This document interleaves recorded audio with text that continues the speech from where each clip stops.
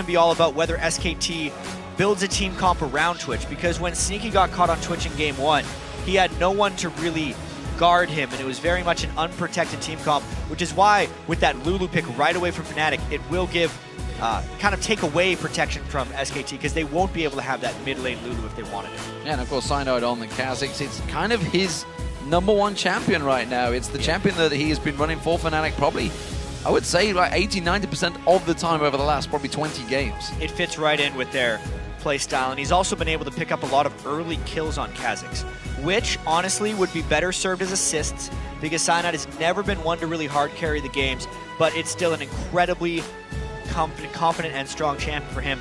I feel like Fnatic's going to go something like Nidalee here. Is Lucian still up as well? Yeah, they could go full Telecom, kind of like the one that they won the European LCS with. Speaking of comfortable champions, Bengi has got Lee Sin. He has his own skin for it. Why not? He earned it. Faker, of course, already locked in that Shyvana for Impact in the top lane, who has been a monster throughout this tournament. Yeah, the things with Impact, it's not necessarily that he's been destroying everyone. Well, that's exactly it.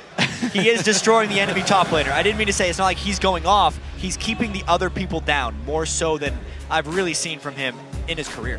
Yeah, he is a beast. Reckless. Well, he had incredible stats in the opening Super Week in the European LCS on Jinx. Will he stick with it, or will he stick with the tried and tested Lucian, who has become his most popular champion over the last few weeks, along with Yellowstar? Fnatic at the moment are actually getting a lot of picks they really like.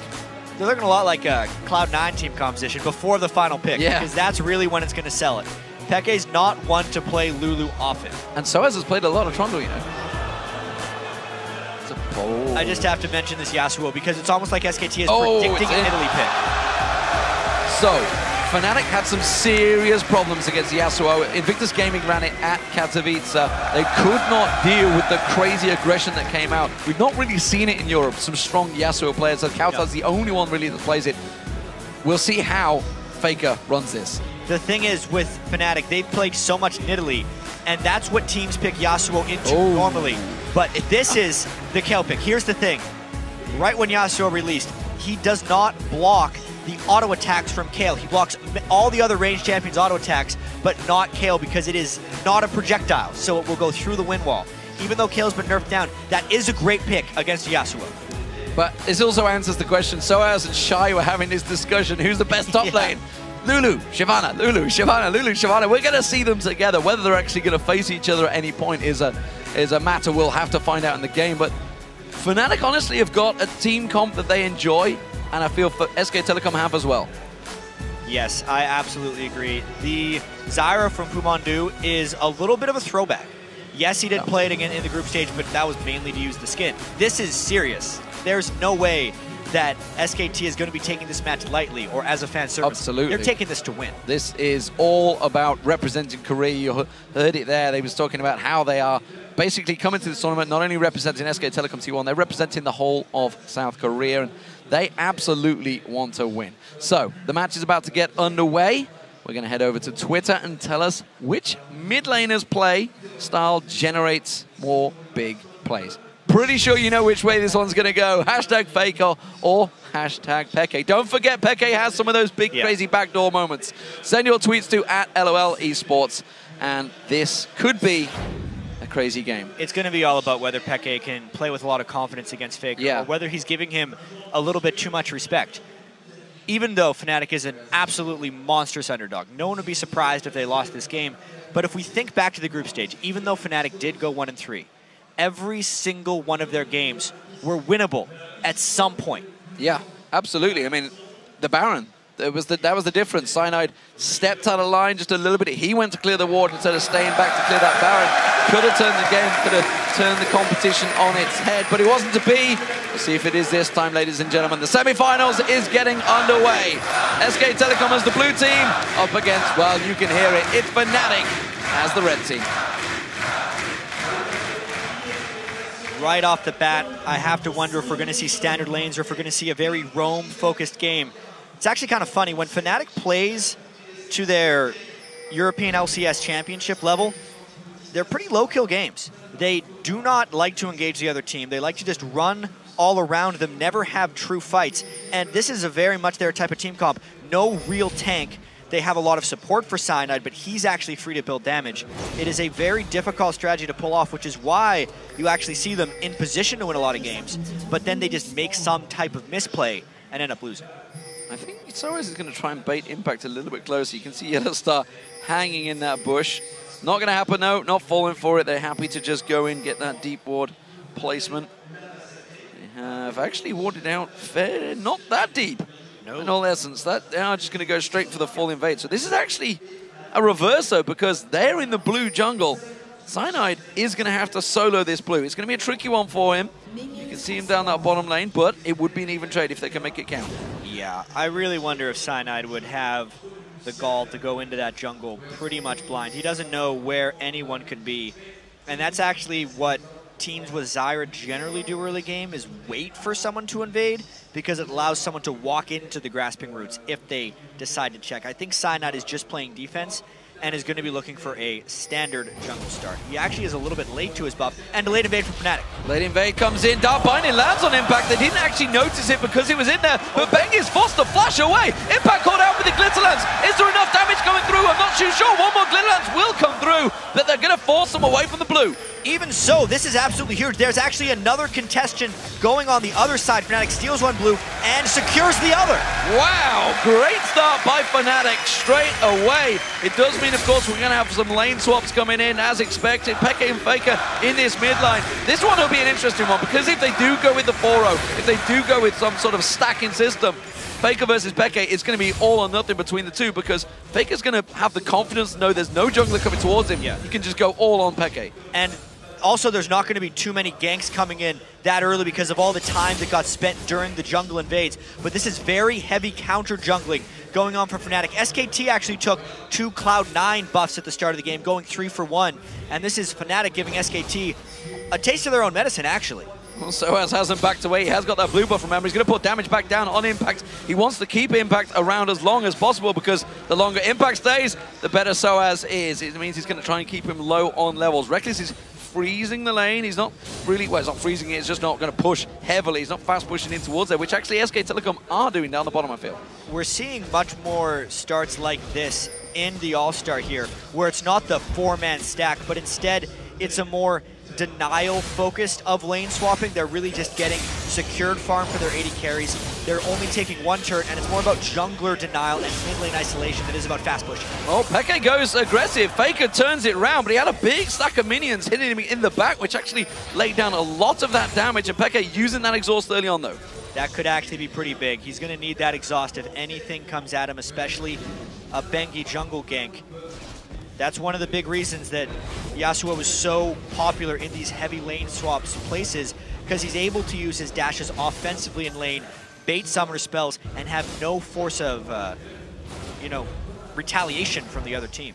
So this is what we've seen a few times now from Fnatic. Soaz actually he's literally just roamed all around the jungle, and now he's looking. Faker goes aggressive. Soaz is just off the side now. Glitterlance does not land. A fantastic wind wall from Faker to stop that Glitterlance in his tracks, and he gets away. It forces the flash, and the ignite was also burned from Faker. That was very timely roam from Soaz. He has just been a jungler slash ganking Lulu right now. Not exactly what you're used to. He's behind on farm. If Soaz doesn't make something happen, more so other than burning a flash, that will cost Fnatic in the long run. But for now, it gives Peke breathing room in mid. Block of that wind wall, that would have been the death. It would have absolutely slowed him down. He had the flash still available, but it would have been a very, very slow move. And of course, Peke sitting on that flash still could have chased. Impact only just hit level 2, has had to come in and try and clean up some of those last hits to steal them away from Faker. You can also see Bengi moving in now. We haven't seen Bengi around that mid lane because they were focusing on taking that turret, which actually Fnatic only just did. So both turrets now down, top and bottom. And we're going to see the duo lanes going up against each other. Yeah, and after all the trading, or will we? Even though it seemed like Fnatic would have a nice lead from that, they ended up just getting even gold. What's so funny about this is the whole debate between Soaz and Shai when they were talking about Shyvana and Lulu, what's better? Soaz is like, better in lane, better in lane. This isn't the lane game. Soaz caught out. He's not going to get away from this one. It will be first blood. That was a quick kill from the duo lane of Piglet Mandu. And that's exactly it. It's not about the laning phase for her. She just got camped in one of those side lane rushes and taken down. You're not allowed to play against Shyvana in a game like this. Well, it's a good turnaround of damage from Peke. Oh, is he going to follow through? He has flash, but he's not going to go for it. He's so fearful. He has no knowledge of where Bengi is. That was Peke playing cautious, quite honestly. Is that a confidence When we showed it in our featured matchup, and old Peke would have flashed for that kill if he was full confidence. A chance to kill Faker. Too much respect for SKT, quite honestly. I think that could have been a kill. Well, unless his E was off. I wasn't 100% sure. Yeah, he just run out. He just finished off And now, there, speaking of which, he's getting ganked, which crushes confidence. You can see Bengi waiting off at the side. Cyanide is close by, as is Yellowstar. Now they know he's going to be coming. They're going to catch on towards the tower. Here comes a dart bind. He lands on Piglet. Cyanide pounces for it, but Reckless cannot get close on this one. The poison's ticking. Is it going to be enough to take him down? No, he's just safe. Still actually saved his flash, but now SKT has a strong push down on the mid lane. Again, pushing him back and giving Yasuo actually breathing room. The roaming really is crazy in this game, D-Man. So you can see Mandu making his way up there. Reckless on his own at the moment against Impact. So Mandu, if he lands that grasping root, it's going to be all sorts of trouble. Instead, he will sidestep the damage. He has to use the heal, though. Impact gets enough on his back. Yeah, luckily for Reckless, their Impact is so weak at this point in the game. He's level 3. Even if the root would have landed, it might not have been a kill. Does have to burn his heal to get away, and it ends up sending him back to base. But no death was suffered. So Piglet's been having to run amok a little bit down that bottom lane. Got that kill on Soaz, trying to start one on Peke. Peke, who himself did not back, by the way, with that engage. Still got himself that double Doran's ring, though. It's going to have to try and get a little bit more hit points or something to prevent Faker from jumping on him. That Vampiric Scepter now built up. And SK Telecom, they're roaming, they go for blue. So many roams and invades in this game. They have sight of it because of that Q. He jumps in. It's a Smite War. It's the Cyanide's going to get it down. Bengi's going to use the safeguard on Mandu. Will get himself away cleanly, but it forces the blue away from Peke. That's one thing Cyanide will always be able to do, is land those smites in clutch situations. But once again, it's all about the roaming. A teleport Lulu in the top lane, they're trying to catch. Soaz comes in on towards him, gets the Glitlands down. The Pixie's on him as well. Has he got much more damage? He forces the flash. That'll do. Whoa. If only they would have known that binding would land. Nice shot for no reward. And a big push down middle lane. These rotations are faster than I've seen in quite some time. Piglet comes out the side, has got level 6, rat-a-tat-tat running, but Peke luckily just hit 6, so he can use that invulnerability to save the day, and actually saves the turret briefly. Fnatic is desperately trying to keep up with where SKT is going right now. How many different lanes has Mandu seemingly arrived in the past 5 minutes? He has just been everywhere, and he's not even behind in experience on top of it. Triple Doran's ring being picked up by Soaz. That just shows you they are trying to keep in this game against SK Telecom, despite the fact that you could look at the gold. It's actually fairly in between them. Cyanide caught out by the grasping root. Dark Shield was used. Mandu taking a big burst of damage. And again, the wind wall comes out to stop the culling. That wind wall is going to be extremely key if we get into some of these clutch siege situations. Whenever Fnatic tries to turn, it will be the spell that throws up to help them escape. Then they can rely on the Zyra slower form escape. Crowd controls right there. And now an invade coming from Fnatic because they just pushed SKT off mid. And you know, just before all of those lane changes, everything was happening, it was very even between Reckless and Piglet. Now look at it, 72 to 60. Oh, Cyanide pounces, forces a flash away. Meanwhile, back in the mid lane, Peke again getting taken low. Piglet flashes for it, the poison's ticking. I'm not sure it's going to be enough. It may be on Yellowstar. No, he gets away as well. Fnatic by the skin of their teeth. Cyanide and Soaz yet to be taken. Faker and Impact chasing on towards them. They will back away. The Glitterlance doing work. Very little summoner spell discipline, so to speak, in this game. People blowing flashes very freely. Look at that. SKT has 1 flash available on their entire team, whereas Fnatic is actually only down 2, and those just got burned. If we're going to continue to see all these movements and people getting caught out, those flash cooldowns are incredibly critical to keep in mind, as the gold is only 500 away. And the difference that you can see between those two top lanes was Soaz had got himself a fairly decent CS advantage. That's going to dwindle away, but because he invested 3 Doran's rings, that's effectively going into nothing, whereas Impact, of course, with the Negatron Cloak, don't matter whether he's behind in gold, he's actually ahead in items. And Soaz is really still playing to lane, even though there isn't really a laning phase. This game will hopefully approach some pretty decent team fights, and with the triple Dorans, if they could force a dragon right now, it would be very beneficial. Yeah, Bengi, as you just saw, next to no health. He can't get involved in this one. He's going to go back. He's just got himself that red buff. This will be a dragon for Fnatic. I gotta say, D-Man, it's probably the fastest paced 1-kill game, 11 minutes, that I've seen all year. These guys have been moving around so much. and just avoiding kills, that evens out the goal. And it's just one kill, one turret. It's not even like turrets falling left, right, and center. They're just the 2 turrets they took at the opening plays. Fnatic moving into position. They want to try and corner the rat. This is the first big move that Fnatic has kind of made on their own accord. It's not a reaction to SKT. We have to see if they can get something on Piglet. He's really safe behind that minion line, though.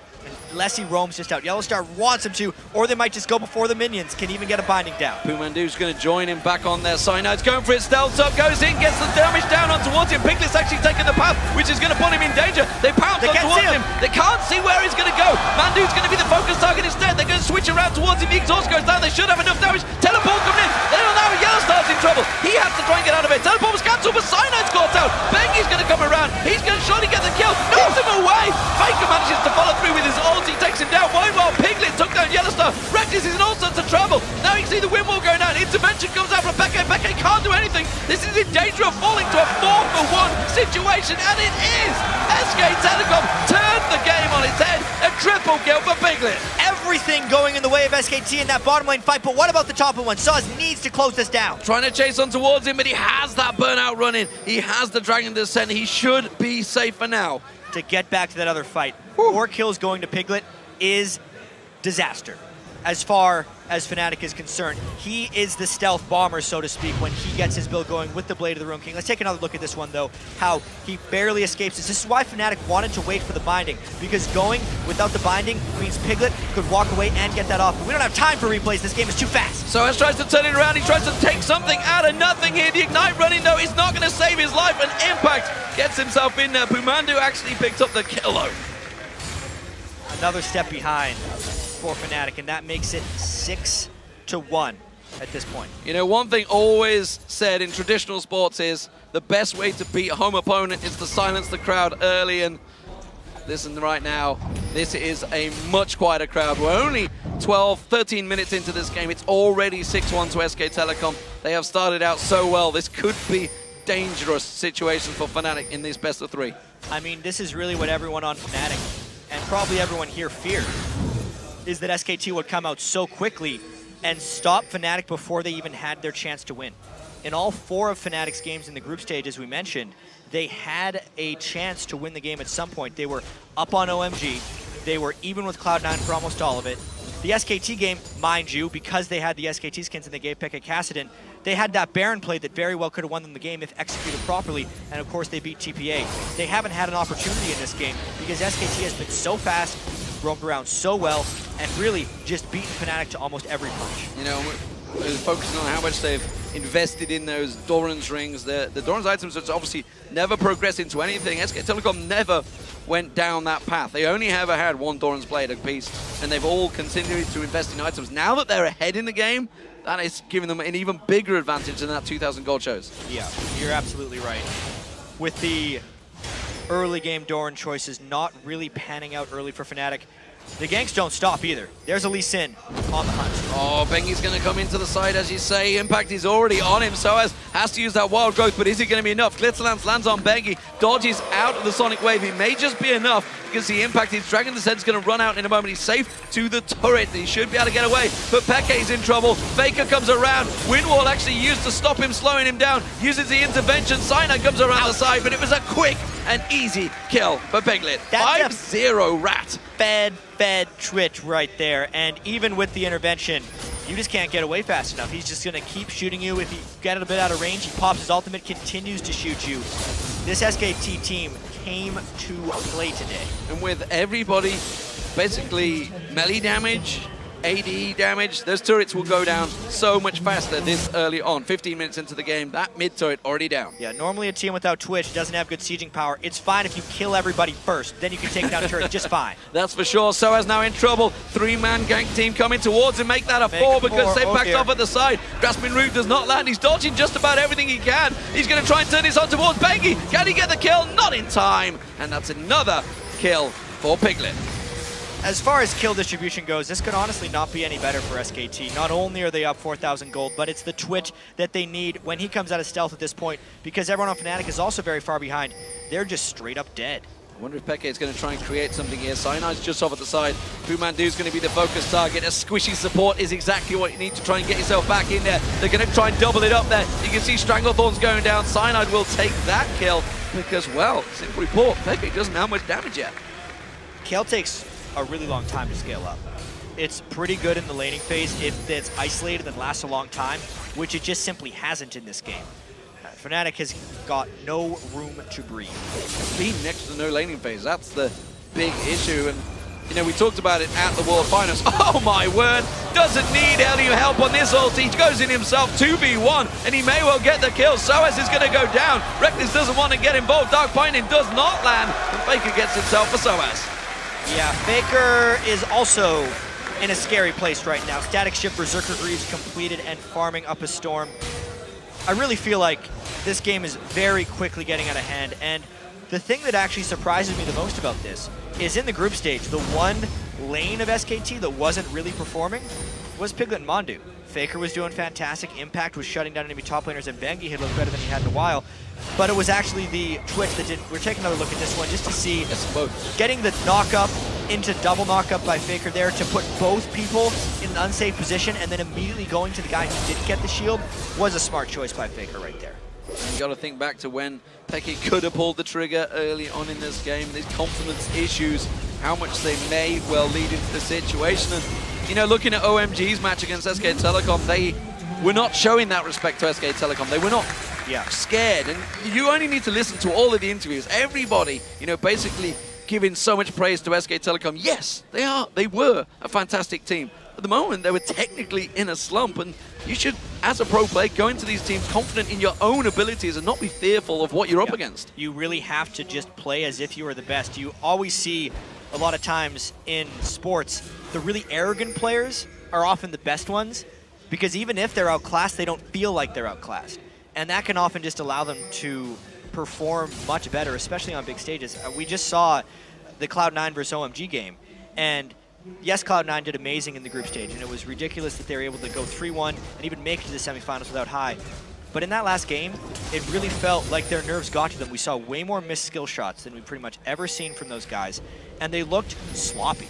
Cloud9 almost never looks sloppy. That's something that we don't see from SKT on a stage like this because they've been to multiple Champions finals in Korea. They've played on the Staples Center and won.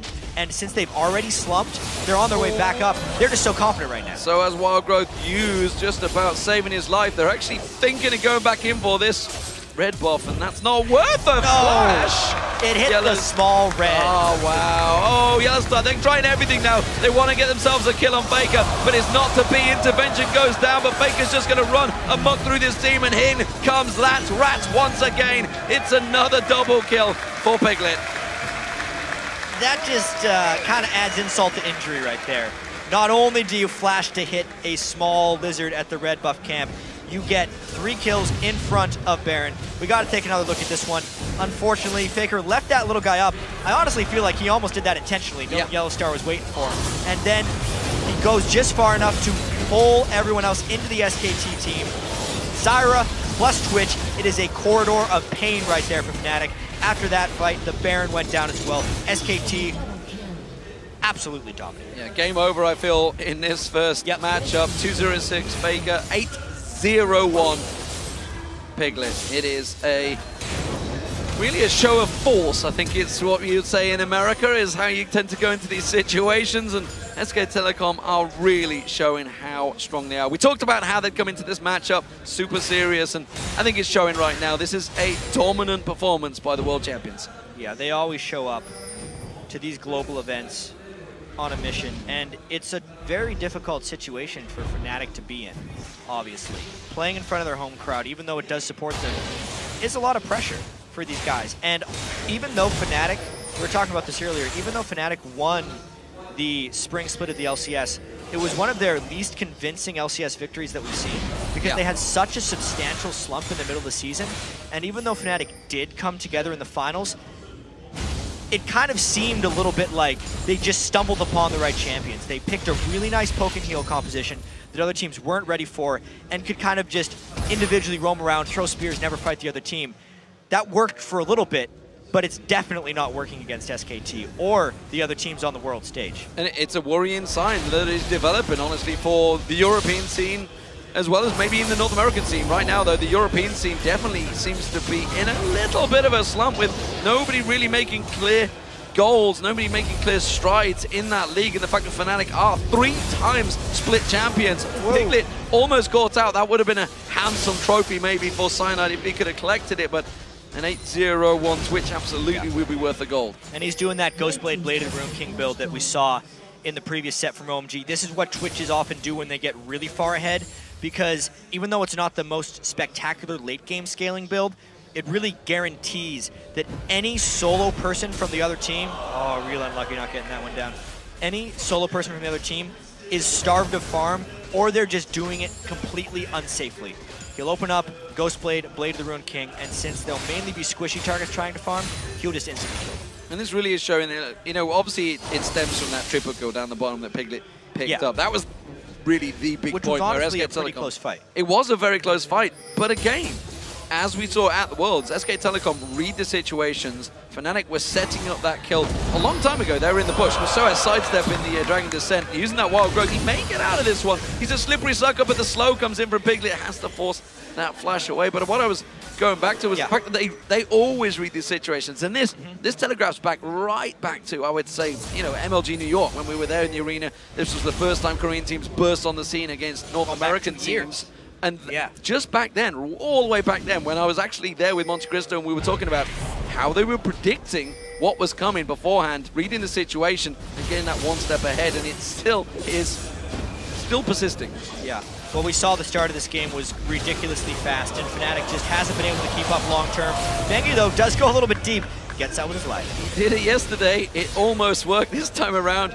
Went a little too far, but with a Baron on SK Telecom, they're happy to push in on towards this inhibitor turret. You can see the damage is not really going down on it because they're looking to see if they can make those picks early starting off. Stranglethorns bounces back in the air, intervention already used, remember. That's safe for Cyanide's life. Cyanide himself trying to get him towards Boomandu. Does pounce across, but can't even get the kill on the support. Faker, meanwhile, sidestepping once again, gets out. Cyanide hasn't got the lifesteal. Yellowstar did manage to take down Impact in that fray, and SK Telecom backing out with next to no health, but you've got to feel it is only a matter of time. Yeah, it's a 10,000 gold lead with Baron buff at 23 minutes into the game. There's a Piglet as well, on to Reckless. Piglet trying to sneak in there, the stealth assassin, not able to take him down, and that's pretty much only down to the fact that he has that singular dash available.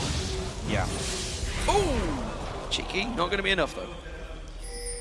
SK Telecom right now are kind of just going through the victory mode. We'll take another look at this fight where they get a little bit too deep.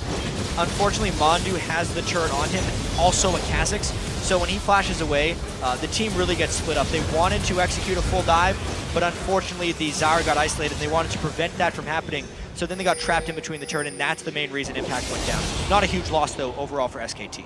Faker almost caught out there, a very big bug in Cyanide with the wild growth on him. Is going to head off out there. SK Telecom, while they are in a gigantic advantage, we did see yesterday and have seen through signs through the groups and in the champions, when they do get ahead, they do sometimes get a little bit reckless. Absolutely. Bengi yesterday and his Lee Sin game at the very end was just trying to fly into the base on his own. Died once, got away the other time, and I really feel like SKT is just going to play with a lot of freedom right now, more so than anything else. Yes, they may make a few mistakes and give up a few kills, but they have the ability to. They're actually so far ahead that they don't need to play their really good vision denial game where they bait fights at just the right moment, because they are that much stronger. They're going to bait 3v4s. Well, Cyanide already using that ulti to try and get on towards Bengi. Quickly gets kicked back. They have next to no damage going on towards him. That's not enough. It's going to get blocked up. Faker at the side. He's just dueling Cyanide. Cyanide has to leap away, but he's going to quickly get flashed through. Faker gets himself one. Gets the ultimate down on towards Faker. Faker in all sorts of trouble. Intervention was already used, so Faker gets himself the double. Can he move on through the rest of the team? And that was without their 8-kill Twitch, which is what we were just speaking about, how SKT can take fights down men because they're just playing with freedom right now. They're just pushing straight through that mid lane. They've got the minion line. The rest of Fnatic out of position. Yellowstar's the only one close by, and he can't get involved in this fight. That's going to be the inhibitor to it. The inhibitor will follow. I don't believe Fnatic can defend it. And what's a game like this going to do to Fnatic's confidence when they were already low on confidence, D-Man? Because they actually played the very first start of this game pretty well, but have since just gotten obliterated and taken out at every part of the map. In comes Piglet. Pumandu actually seeing the kill away. I don't think they're going to be too worried about that. 8-0-3 on Piglet right now. 2-2-12 for Pumandu. And we also heard about, Faker's found himself another bunch of kills. There's a party, though. Ultimate, look at that. Peke is in all sorts of trouble. Intervention was used. They finally get Faker down, but it took 3 of them. It was 4 of them, actually. He killed 2. A 1v4, and then Piglet tries to show up to the party. He's like, what, Faker? You didn't burn his ultimate? And he just takes inhibitor after. Yeah, not happy about that one. Still not sticking around for that inhibitor. Delaying the game, making sure the minions are with them. Not that they need them for an exposed inhibitor, but they will clear out the pink ward as well. SK Telecom, full control of this one. The Yasuo mechanics right here by Faker, dodging the first binding, going right past the Black Shield, and then just flying in past the guy with intervention to try and do as much as possible to Peke. Because the ultimate actually does damage on the way down, that's how he was able to finish off that kill with Yellowstar. I'll say he planned it. He seemed to. Yeah, I mean, it was Yellowstar. He originally started on, forced that intervention out of Peke, and then said, thanks, got himself a free target. Oftentimes, Yasuo is very exhaustible because his ultimate will do damage on the way down. So when people get knocked up by it, they throw an exhaust in, and then it stops them on the way down. They didn't have an exhaust up for that fight, so death. Death ensued. So Faker 6-1-7 finally dies out there. 8-0-3, the immortal Piglet so far in this matchup. This first game, in this best of 3. OMG already in the finals. SK Telecom, are they a shoo-in to get there? Everybody on the analyst desk believes so, and judging by this opening performance, it was a very wise choice. Yeah, they're making a statement here in this game 1. Previous best of 3 had a very close game 1 between OMG and Cloud9. After SKT drops this one out, obviously they change sides in the best of 3s. Fnatic will get their chance at first pick, even though honestly their champion select here looks pretty sound as far as Fnatic team compositions go. They got to try and counterpick against Faker's Yasuo. They did give up the Twitch though, that's one thing. And that is possibly a big problem for Fnatic, the fact that they did get champions they enjoy. Victor gets himself another, continues his legendary spree. Yellowstar flashes away. Is it going to save him? Not too sure. Soaz has actually found himself a target. Fortunately, it's 2 of them, Bengi and Pumandu. Cyanide pounces in. He's not going to be there in time to save the day. Piglet gets himself the inhibitor as well. Bengi, of course, got the kill. Cyanide now, he's locked up. He's going to come out of stealth in just a moment. While the rest of SK Telecom push on through for the victory on the Nexus. SK Telecom in clear style take game 1, 22-5. We feared this may be what will happen. SK Telecom, when they turn up, they dominate. Business as usual in this game 1. 28-minute, 47-second game for them. Faker, Piglet, Impact, Bengi, Mondu, all of them performing. Fnatic's going to have a lot of thinking to do before game 2. Yeah, that was a very one-sided performance, strong victory, and clearly throwing down the gauntlet. Clearly to whoever they will face. OMG in the final. Will Fnatic be able